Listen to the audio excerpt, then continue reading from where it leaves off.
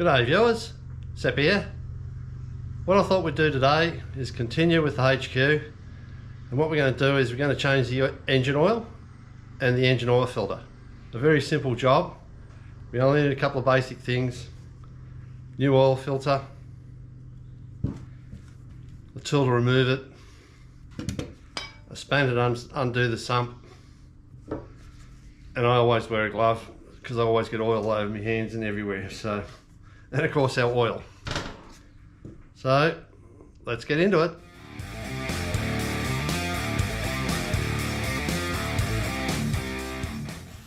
Right, we're all set up under the car. I'll give you a bit of a look.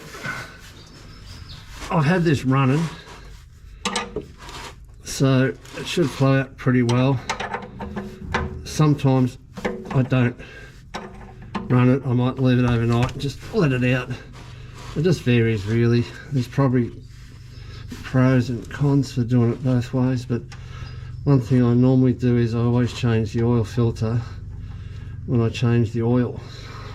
It says in the book you can do it every other, or change the filter every other oil change. I just do them both at the same time as they're pretty cheap oil filters. So we'll just undo this without getting oil all over the place. Let's see how we go. There we go. So it's not boiling hot, it's just warm. I'll just wait for that to empty out. While that's doing that, we'll go and get the oil filter off. So this bit's pretty straightforward.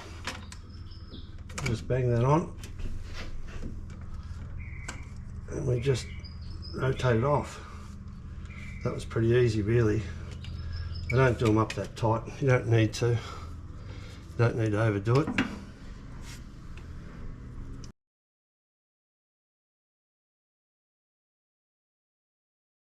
I'll show you one thing that my dad always did, and now I do as well, which is, I'll just grab it up here. There it is there. Put the date on it. It's just so you can remember when it's coming close, when you're checking things. So that's that part of the job. Let's get the new oil filter ready to go, and we'll go from there. Yeah, so what I like to do is I like to get just a little bit of engine oil, just run it around the ring there, like that. I've also got the bolt for underneath back into the sump, cleaned up, ready to go. The other thing I do is I pour a little bit of oil into this canister. Not much, because this goes on sideways, and of course what happens is you pour the whole lot out on the ground before you actually get it in, get it all spun on. So I just put a little bit in just to soak it up a little bit. I suppose the idea is to for the oil to pick up a little bit quicker. That's now ready to go. I'll just wipe the lip off a little bit around where that seals, and then we'll screw this on. So I've just cleaned it all off down here. I'm just going to spin this back on.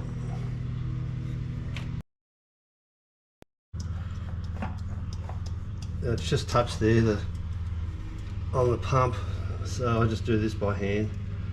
I don't go up super tight, there's no need to, I don't want to damage it.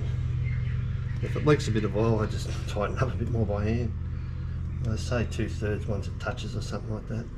I've been doing this for a lot of years, so I just go by feel. Like I said, you can just redo it. That's it, that's all you need. You can redo it, tighten up if it leaks a bit. So put the plug back in and we're ready to put some more oil back in it. So we're just going to give it a wipe off underneath here.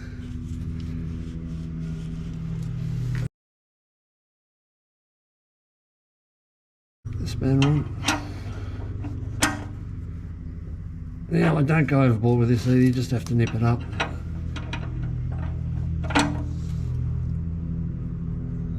Last thing you want to do is strip something like this, that'll be bad news. That's it, perfect. let's go and put some oil in it.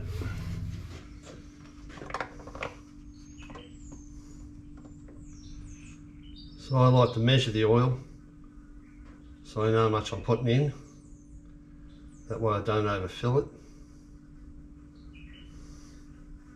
Normally put in 4 litres with a filter change. Start it up, run it, then recheck it a bit later. May need a bit of a top up, but around that 4 litres is pretty good.